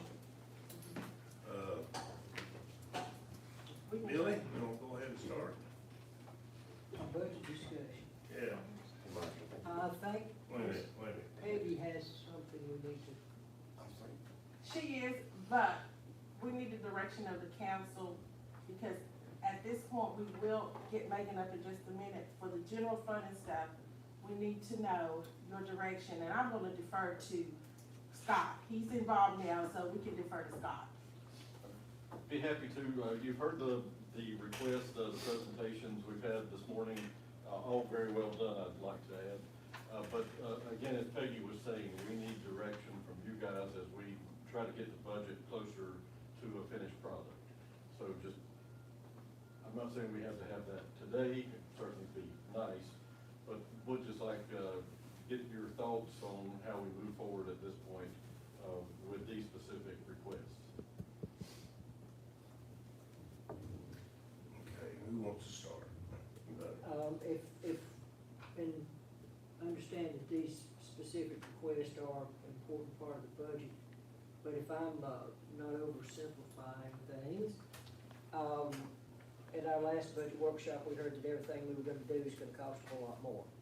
So, from my perspective, we have 3 priorities as we look at the budget. Number 1, everybody wants their water to come on when they turn on the faucet. Number two, everybody wants, the sewer to work properly when they flush their toilets. And number three, I think everyone wants to feel safe and secure in their homes. They want their property, to be protected, they want to feel safe and secure in their home, and also, to feel safe when they are walking around the town, regardless of what time of day or night, or whether they're on the streets, in the park, or whatever. So in my opinion, our three priorities are water, sewer, and public safety. And all those things are more expensive. Now, those particular things are contingent on retaining personnel. And we currently have an excellent staff, that's providing all those things and have gone above and beyond when the sewer plant and different things, proved to be, problematic. Is that a good word to use? Problematic. And these people step up to the plate regardless of the time of day or night or the weather or whatever. And they have managed to keep us working and keep all these things going. And it was news, I had 3 people call me after recent meetings to say, well, what's gonna happen to the town? I said, well, the town's gonna continue to operate. And I did share with them, and I'll try to be brief, but in 1993, when we recruited Bristol Compressors, we upgraded the wastewater treatment plant, 1993. Some of you all may remember that far back. So as times changed and things happened, and of course the use of the plant increased and increased, and we had more people and more wastewater. So the plant is in dire shape, and we have, thanks to folks that may not be sitting in the room right now in our efforts, we do have that $15 million from the state of North Carolina to apply to that priority. And so everybody said, well, that's great. I said, if, in case that you're not aware, when you leave town and you cross the Little River Bridge, if you will slow down, not stop, but slow down, and glance to your left, the wastewater treatment plant is sitting on Little River. And when things go awry, we are in danger of dumping raw effluent into Little River, which in turn goes directly to New River. So you can see the urgency that we have to make sure that this system is upgraded and is working. And these folks have kept it going when things would break down. So we got those 3 priorities, and retention of our very dedicated and capable staff, to me, is a priority. So we have discussed some pay issues at the last meeting. So in my opinion, we have to look at this to see how our budget is going to look after we decide on these personnel programs that we're looking at, before we can address these issues that were presented to us very nicely today. I certainly learned a lot. But in my opinion, you have to look at the whole budget and our priorities before we can decide how much of this we can afford. That's my thought on it. Okay, thanks, Bill. Josh, you got some comment? Only thing I've really got is the big numbers that stood out in the budget overall, and by the way, thanks for everybody that presented today. I thought everyone done a fine job. And I don't know if we could ask the chief just to kind of give us a little bit of background about the police department. I've seen that the salaries in that is a pretty good size increase. And I don't know if that could help us any. Is there any wiggle room there? Is there, and I'm not by no means saying that we need to get rid of anybody because everything's going great. I'm just wondering. We just lost a K-9 officer to a department. They got a $25,000 year increase. Okay. And their pay was comparable. I think we were competitive. Salaries is always 70–80% of the police department, public safety, you know. And that's all I'm really hitting on. And it's really, the average pay of a police officer in the state of North Carolina, this is just a rough average, it's $53,000. We're not near that here. And it's just like, you know, and I don't know if that was factored in, because I turned the budget in, a preliminary request budget to the town manager before, so I haven't saw exactly what you saw, so I apologize for that, but, I think that Councilman Richardson spoke, and what I heard was, you know, taking care of our employees, and that's such important right now, it's such an importance because, you know, we have to be competitive. You know, we can't pay Cary PD, Raleigh PD, we can't pay those kind of numbers they're paying police officers today. And they all deserve it, by all means, and I know you definitely do. But we have to be competitive. I think that, also too, in the salaries and benefits was and Peggy can correct me if I'm wrong, was it 20 or 21% is mandated 21% for the police for department. retirement purposes and what have you. So can you also speak to the increased staffing levels over the last few years? Because as I understand, that has. We have, when I came 2 years ago, we had myself and I had 3 full-time employees and a couple part-time. That was it, to try to staff all the way around the clock, 7 days a week, you know, 24 hours a day. That was some tough times. That was just so we get staff. We had openings we just couldn't fill. We've asked for, or I've asked for, and got approved another position or 2, maybe since I've been here. One of them is being funded by the COPS grant. So we've got one position there that's been funded for the next 5 years from the federal government. So that was a grant that's taking care of the majority of that cost for that position. And even talking about positions, we still are not staffed to the level to cover around, having 2 officers out all the time even after 12 o'clock. Because now we only have 1. And you know what keeps me awake at night? That right there, their safety and what we've had. So, but yeah, that's the numbers for salaries. It's not like, I don't feel like we're paying anybody way too much. And I think my question, Scott hit on it more so where I was going with it. I just seen the number in the overall. Right. Is why, from last year to this year is where I was kind of going. No, by no means, I'm not saying that y'all do what you're supposed to do. I appreciate everything you do. On another note, with all the special appropriations money's been asked for, the way the budget stands today, what we've been looking at, there's gonna be no tax increase. Correct. Water is gonna have to go up. Correct. And that's not on us, I guess, by ourselves, it's just kind of, it's that time. Yes, sir, I think that's a good way to say it. So if this budget gets approved as it sits, there's gonna be no tax increase to the citizens of Sparta. That's correct. Just the water will be going up. Yes. That's all I got. And Scott, if you want, and certainly, when we say it's not on us, I don't know that the public realizes, but Scott, if you might touch on why the water is going up. Sure. As you all may be aware, the town purchases water from the Virginia-Carolina Water Authority, which serves Sparta, Independence, and Grayson and Allegheny County for water service. This year, as Andy detailed at our last meeting, there are several large capital projects that are going to be undertaken at the water plant and at other water facilities to help upgrade and maintain the plant. The plant has been in operation for, help me out, Andy, how many years now? In 2010, it began, and we've been in operation since 2012. And like everything else, parts wear out, machinery wears out. The filters are going to be, I think, the largest single item, but they've been in continuous operation for all those years.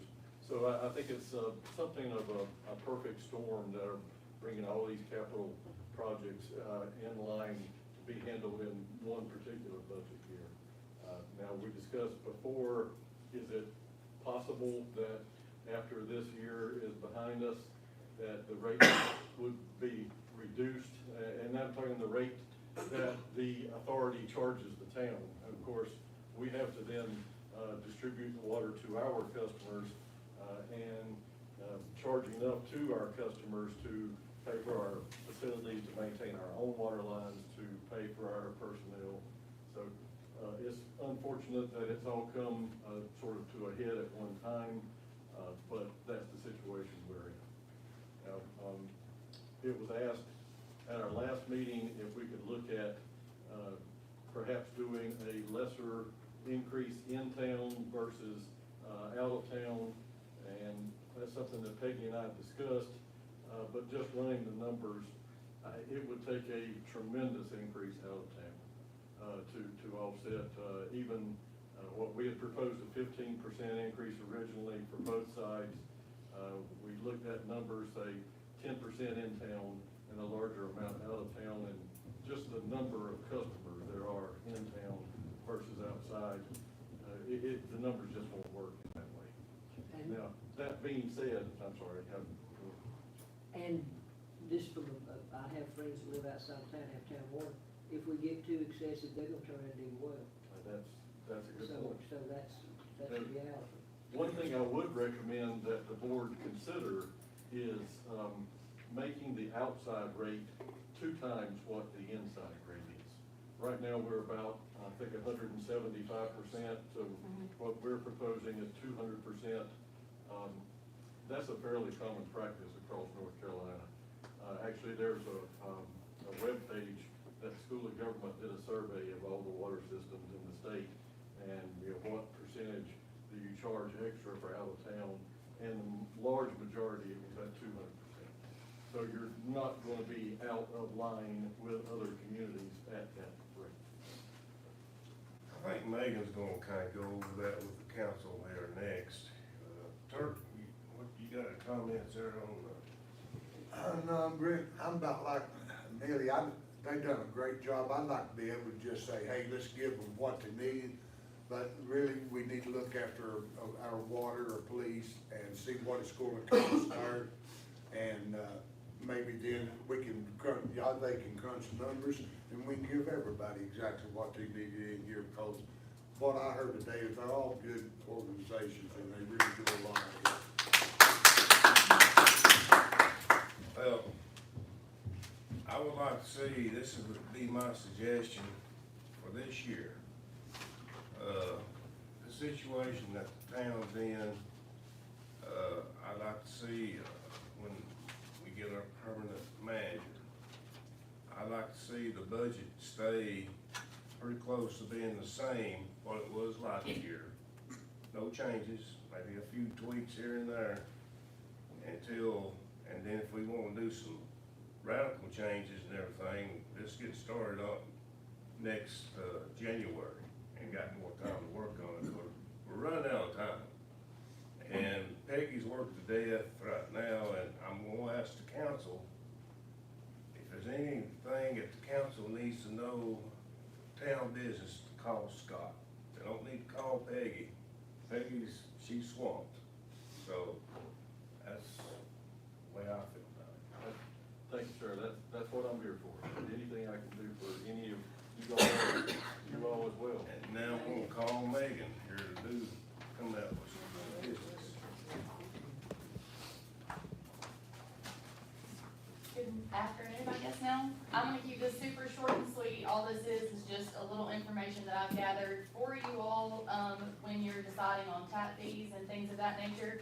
If you will look, our inside and outside tap fees on both water and sewer are nothing compared to surrounding counties, at best doubled. So everyone else around us is at least double what we're charging. Wilkesboro is charging $1,200 inside for water, $2,400 outside for water, and then the same for sewer. Yadkinville is $1,650 inside, $3,300 outside, and sewer is $25.75 both inside and outside. And if you'll see, Elkin does not provide sewer because it is provided from Yadkin Valley Sewer Authority. So the town of Elkin does not do that themselves, that's why that's not listed. West Jefferson is $1,600 inside for water. They do not provide water or sewer outside unless you annex. You have to come before the board and actually have a hearing to be annexed to receive water or sewer in West Jefferson. And Elkin is the same way, outside is not provided, but $1,500 inside. Elkin also does not include the price of their materials in their tap fee. So you are paying just $1,500 for your tap. and then you'll get a bill for the cost of materials as well.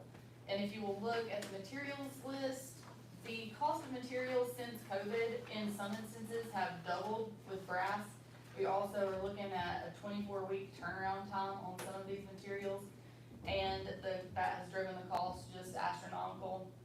But a saddle, $68, a corporation stop, $73.51, a setter, $361, meter box, $77, meter, $120, and then your roll pipe is basically a mute point at 39 cents a foot, but we are responsible to get it to the property line, so that could range from a foot to however.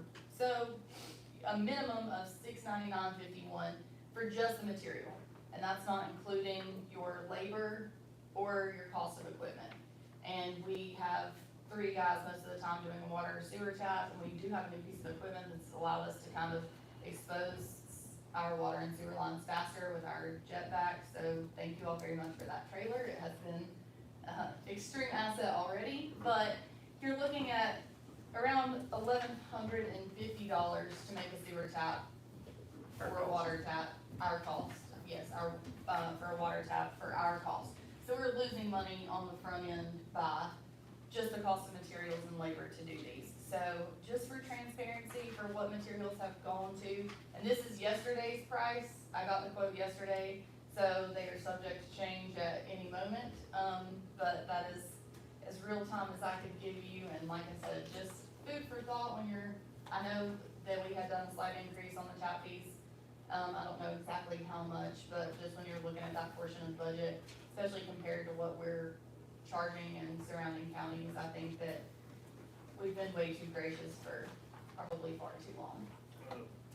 Megan, you and Kevin there, would you have any kind of a recommendations there on what we should charge for a tap fee? I mean, at $1,200 for a water tap, you're breaking even. Breaking even, And $1,200. so I think that it's, and especially looking at other counties, that's, $1,200 is Wilkesboro, and everyone else is up a few $100s from that. And that's just inside, and it's very common for places to charge double for outside. So, I mean, when you compare these fees to the cost of drilling a well, there's still no comparison, even with the other surrounding counties. So, I would just like to see us at least make our money back on the materials and our guys' time and equipment efforts. Also, just to help that, Kevin can speak to the planning side, because we do have some things, people coming before the planning board to, talk to the planning board about building. Why don't you speak to that side of how that would help water and sewer? Most of the projects that come before the planning board, they're gonna have to have an engineer to engineer. We can't just willy-nilly run out there, hey, this developer's making a 10 subdivision. We can't just go out there and provide water. They have to go through the proper channels and cross all the i's, or cross your t's and dot your i's. I feel like we've been giving our stuff away for a long time. We've been too low on our water and sewer taps, and she has diligently went around and looked at the surrounding counties. We're behind.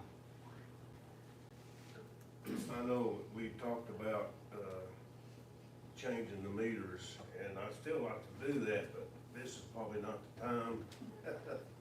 But, I'll let Scott and I had that conversation yesterday, and I'll let him speak to that.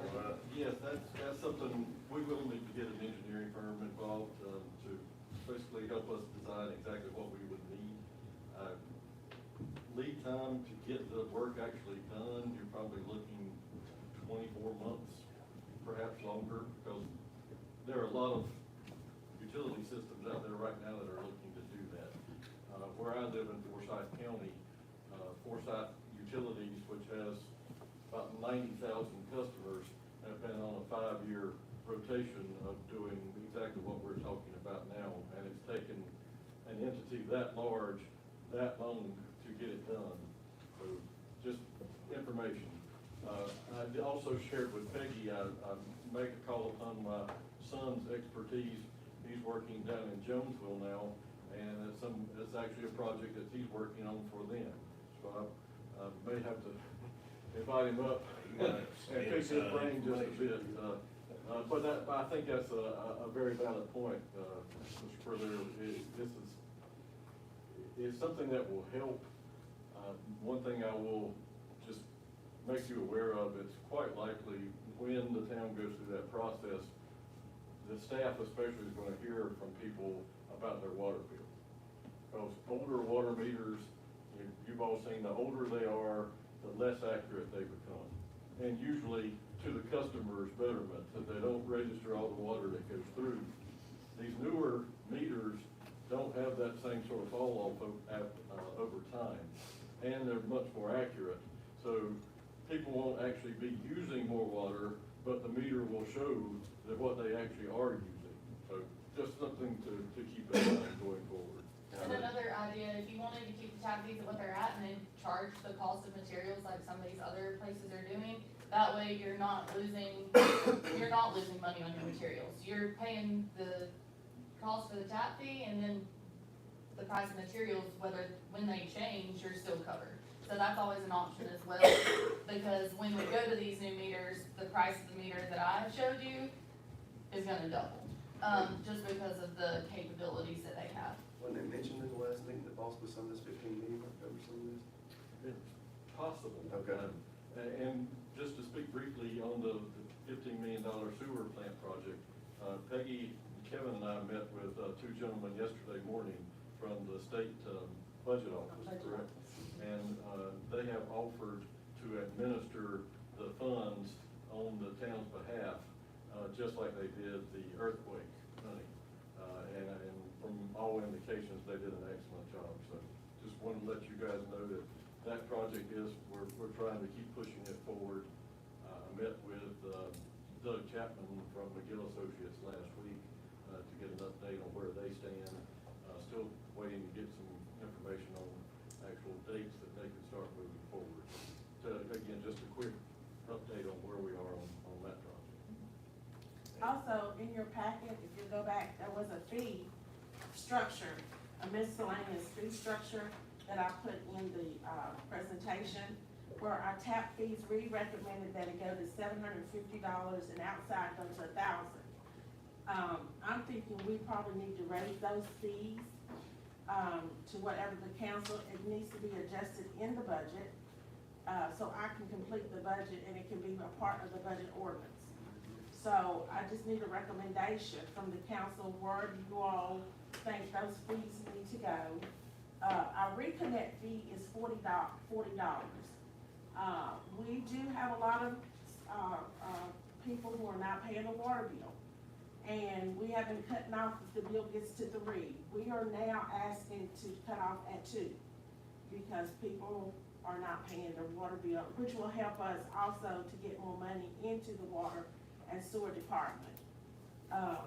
Recreation water, we're also asking for, since our water increased, we're asking for an increase there also. 7 cents. I'm recommending that we raise that to 10 cents per gallon. And, is that, Kevin, what do you think, 10 cents? Absolutely. I'll talk with Kevin on that, because 7 cents is just not going to, and we have several people who do the recreational water. Okay, a lot of farmers and stuff buy waterfronts. What about the splash pad water?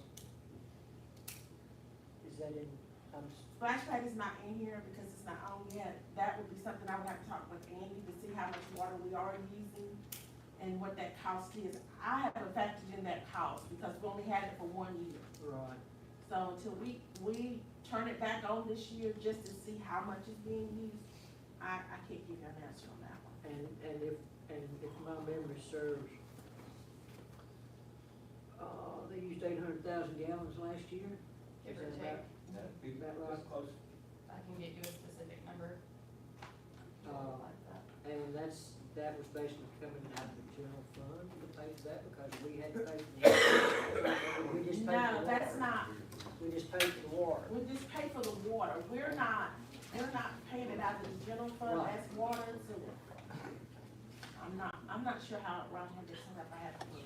Right, but it was 800,000 gallons, give or take, so then that's the rate that we're charged, so that's the rate we're charged. I do believe that we need to get that figured out on the tap stuff, to get back to what Megan's talking about. I don't know if it needs to go to 1,400, 2,800, just to meet the Like middle. I said, if you wanted to stay at the rates that we projected and then charge for the cost of materials, then you're making up your materials. So that's always an option, because some Well, places are doing that. Let me help her. To offset raising the rates for water for our citizens, I think we need to look into this. If people start building, we will recoup a lot of money that will offset what our citizens are having to pay. Right. And it will help us. So I don't, I think we need to look at it. And by no means do we, if it goes up, we can go back and say it went up with materials and stuff, and we have to adjust. We can adjust that during the year. Yes, that's Okay. one thing to keep in mind. You only get one chance to set your tax rate for the year, but water, sewer, utility rate can be changed at any time. I mean, how many times do you go to that thinking it's gonna be $1,200 and something else happens? And seeing that's the case, if sometimes we're making a tap and a mainline race, we're making a tap and you split a 20-foot joint pipe, and you're, And then when that happens, who pays for that? We pay for it. We don't pay. We don't. so, and then that's, so this is, what I've given you is a bare minimum cost. That's if in a perfect world, everything goes great, and we're using the bare minimum in the ground. So that's, like I said, if it's cold and you're making a tap on PVC, there's a chance it's gonna bust. So we've gotten some new equipment that's helped with that, but I feel like we ought to go to 14 and 28 outside, 14 inside. Is that what we put in the budget? I'm asking everybody else, but I think we gotta cover our costs. Yeah, I don't Don't wanna know lose that we have money. a choice. Yeah. Don't know we have a choice. and if you all have any further questions after today, you just reach out and I'll be happy to answer anything. Your sewer taps, are you? Yeah, they'll need to do the same, yeah, Okay. same. Thank you all. Only one more question, I just saw that when we brought up sewer tap. Why was sewer tap cheaper? There's not as much brass, you don't have to Oh, have you got that setters, saddle and tap you for just your have a sewer? saddle for it, There's so. Okay, Not so many moving parts, so to speak. and I'm assuming that It's setters also for is one of meters that have to be replaced or anything And that like means that. you're. It went outside for sewer went up, inside was $650, outside was $900. So if we put, inside at $1,400, what would you wanna put outside? Now, we're on the sewer. now. On the sewer. And Same as yeah, I'd just keep it all the same as they Keep it all said. the same? Yeah, I mean, Okay. that'd be my recommendation. double what's inside. Yeah. Okay. Keep in mind too, you've got your gravity feed system versus a pressurized system, so Yeah, there's gravity on different- that side of it is a lot easier to deal with, but we also do have those 4 stations, so is there a differentiation between those also? And usually more digging involved to get down to a sewer line than to a water line. Okay, everybody good with that? So we're 14 and 28 not charging anything for materials, correct? Right. It's included. Sewer the if the same, cost of materials rise, I'll come back to you all and let you know that we need to go up again. sewer the same, 14 and 28. Yeah. Six million. And Thank you you'll all. see, and I'm assuming you elaborated on that a little, I was thinking is in next year, we can see a little bit of cost reduction maybe back on water to help towards that. We hope. Yeah, right, and you don't know how much building's gonna go, I Now, understand I that. do know, I agree with Scott that the outside water rates will go up twice Yeah. with what's inside, just to help offset what we're getting ready to do Okay. with the budget. But that will show up, so the numbers will change from what you all have, once I go in and plug the numbers in. Okay. Water, And, sewer, If you would just speak to the, employee pay. that's what was next on my list. Peggy has, provided each one of you guys, page looks like this, and it, goes through the 2 different scenarios that were presented to you last week.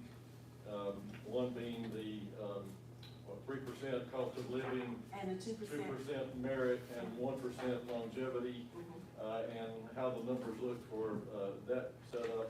And then as a comparison on the other side of the page is for the 3% cost of living and the $5,000 bonus, or up to 5,000, I guess I should say. And as was mentioned, we would propose that those bonuses, if that's the direction the council chooses, that they be given out quarter, so that a person, you don't get your $5,000 bonus the first month of the year and you're out of here after that. So it encourages folks to stay around, I guess is what I'm saying.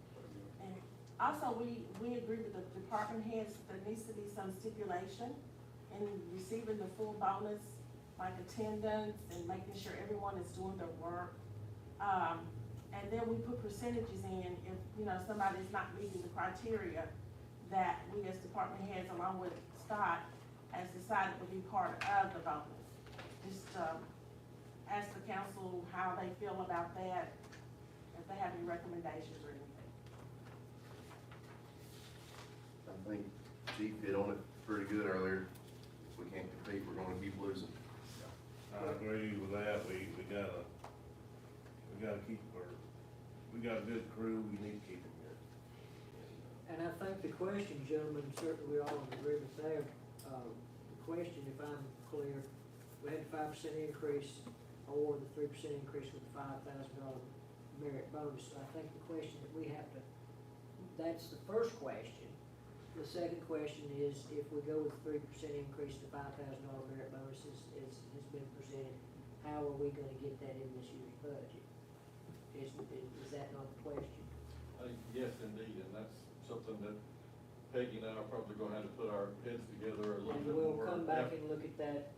Correct, but again, some direction from you guys on how you would like staff to proceed in putting those numbers together would be helpful at this time. So are we in agreement that the 3% with the 5,000 bonus is what's more conducive to retaining our people? Is that what I'm understanding? It's whatever the word. So that would be the direction that I would suggest that we take, if that's. I think so, and then see what Peggy and Scott can work out, how it fit in the budget. Right, so it appears to me that give them some time, and as much as everybody needs to come back, technically, we have to pass the budget by the end of June. 30th of June, so, get a little pressure on Peggy, but we need to come back and look at this, because we can't do anything about these special appropriations till we know what this is gonna be. So my recommendation at this point, as much as I've enjoyed spending time with you both, is to schedule another work session. When you all say you're ready. After the May meeting. After the May meeting's fine. So it'll be sometime in May, because we do wanna put a, We got a lot, you all got a lot of figuring to do, we got a lot of numbers to crunch, we've never had, had this opportunity before, but, it's fine with me after the May meeting, you got all that to deal with next week, so is that agreeable with you guys, Mike, Josh, Kurt? Yeah, I think we could meet one more time before we pass the budget and make sure that everything's Right, so we gotta figure out how to finance this. Yeah. Peggy, she'll figure it out. Well, I'm sure she will, but let's give her just a couple of days to do that. That's why I asked the council not to bother her no more. Duly noted, duly noted. Okay, we're gonna look at, when we need to get started with our search for the town manager job description. Peggy, you got that from before? Scott put together from what I gave him, what the description of the town manager. I've got the description, you probably don't want to include all that stuff in the job ad. What this is just to put it out there that the town is accepting applications. I would offer to look at the full job description, and it probably does need some updating, but you don't need to throw all that stuff. You've got 3 pages. Totally agree, we don't wanna read the history part. Right, exactly. So, one comment that I received, is what you see at the bottom line there, I suggested that people submit their resume and other materials to the town clerk. Comment was received that Peggy's got a lot on her already. I'd be happy to accept those on behalf of the town if that's something you all would like. I would recommend that completely at this point. We wanna get as much good value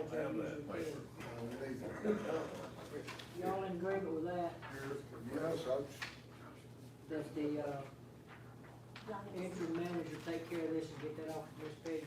Appreciate it. Appreciate it.